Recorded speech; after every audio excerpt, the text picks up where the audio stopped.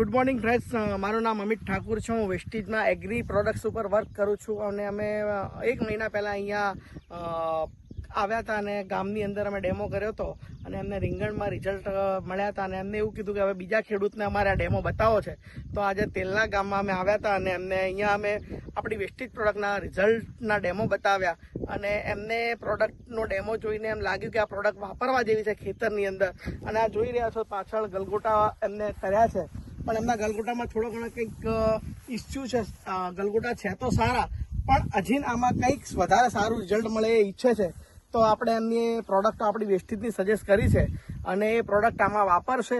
અને આ પ્રોડક્ટ વાપર્યા પછી આપણે 15 દિવસ પછી આ જ ખેતરની અંદર મળીશું અને અહીંયા શું ફરક દેખાય છે એ આપણે જોઈશું. આ ખેડૂત ભાઈ છે, એમને અહીંયા આ પ્રોડક્ટ વાપરવા તૈયાર થયા છે અને 15 દિવસમાં આ પ્રોડક્ટ વાપરશે અને એના પછી આપણે અહીંયા મળીશું અને તમને બતાવીશું કે વેસ્ટીજ પ્રોડક્ટની કેટલી આપણી ઓર્ગેનિક ની તાકાત છે એ તમને 15 દિવસ પછી બતાવીશું. મળીશું આપણે 15 દિવસ પછી બીજા વિડીયોમાં.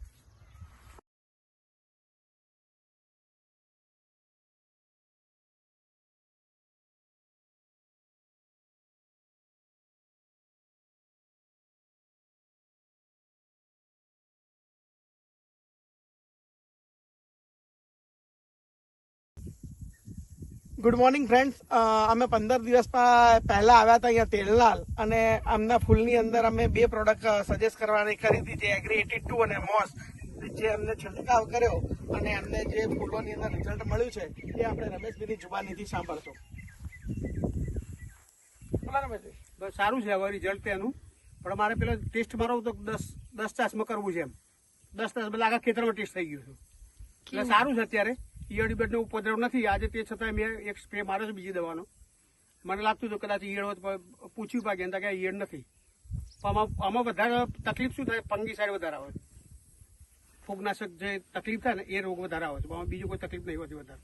અને ઈયળ તો એને સ્પ્રે મારી એટલે મટી જાય છે. જો તમને એમને જે દવાની છાંટી છે એની અંદર આપણે એગ્રી 82 અને મોક્સ 2 મિક્સ કરીને નાખી હતી, તો એમને જે ઈયળોનો પ્રોબ્લેમ હતો એ પણ આનાથી દૂર થયો છે. અને જે ફૂલોનો ગ્રોથ છે એ હું તમને બંને વિડીયો 15 દિવસ પહેલાનો પણ વિડીયો અને આ બંને વિડીયો મૂકીશ અને તમને ખ્યાલ આવશે કે બંનેની અંદર ગ્રોથમાં કેટલો ડિફરન્સ છે. Thank you.